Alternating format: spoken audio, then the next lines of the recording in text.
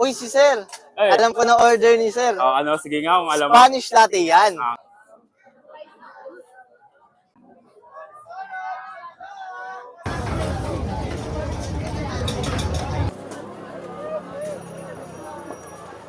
Sir, okay na po. Isang Spanish latte and isang choco hazelnut. Alright, thank you. Thank you po. Ano pang ginagawa nyo? Tara, dayo tayo. Kumain sa labas o mag-food trip ang madalas na nakasanayan ng madami after magsimba. Kaya naman nung nagsimba ako ay bumalik ulit ako sa nadaanan natin na food bazaar sa Imus Plaza. At ngayon nga after kong magsimba at magtirik ng kandila ay naisipan ko muling balikan ang trending sa atin na food bazaar. Dahil nga nabalitaan ko, extended daw sila until end of November. You heard it right, dahil sa request ng mga Imuseño ay nag-extend ito at malay nyo ma-extend pa ito hanggang December. Sa mga magtatanong, open sila from 4 p.m.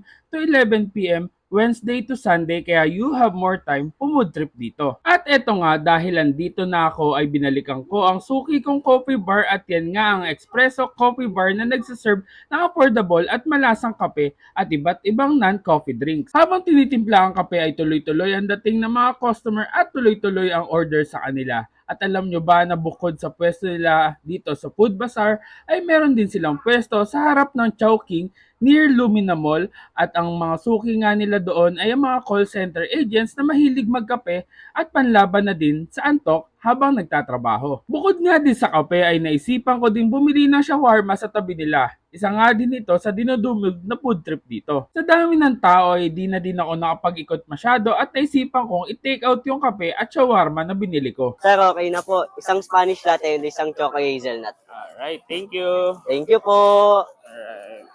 So yan guys, nakauwi na tayo. Hindi na tayo nakapwesto kanina dun sa may plaza kasi sobrang daming tao. So ito na yung nabili nating coffee. Ayan. So ito yung Spanish latte na lagi kong ino-order dun sa espresso bar. Tapos syempre, bukod sa coffee, kailangan natin ng pambara. So meron tayong Kuya J shawarma. Sarap talaga. Solid. Gustong gusto ko tong Spanish latte na espresso. Kasi ito yung matapang-tapang na dati caramel macchiato yung madalas ko in-order, pero ito ngayon Spanish latte kasi mas matapang to, mas mapait, mas gusto ko. Tapos ito, lagi kong binibili sa plaza pag napapadaan ako doon. Kain tayo guys.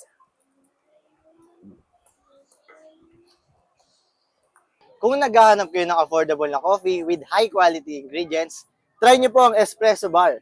Sa mga magtatanong, ang Espresso Coffee Bar ay open sa Chowking Nueno in front of Lumina Mall from 6 p.m. to 1:30 a.m.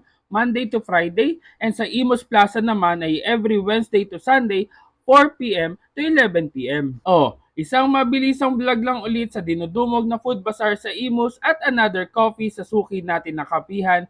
Dito ko muna tatapusin ang vlog. Salamat sa pagsama at kita-kit sa susunod namin na dadayuhin kung saan may masarap, mura at kakaibang kainan. For Dayo Invites, co-love and sponsors, message our page and follow us for more. And don't forget to eat, ride, and grind. Let's go!